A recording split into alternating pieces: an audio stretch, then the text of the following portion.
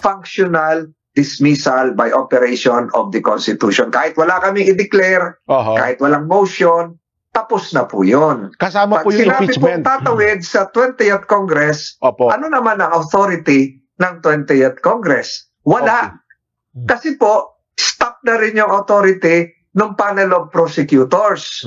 Nag-terminate na nga yung kanila ring term. Kailangan i-reappoint po sila. At meron tayong isang provision na wala sa saligang batas ng Amerika, yung you cannot file a case against the same respondent within a period of 1 year. Wala po nun sa Constitution ng Amerika. At wala din yung salitang forthwith sa saligang batas ng Amerika. Mas kakaunti po ang salita, ang word sa American Constitution, at mas marami po tayong salita.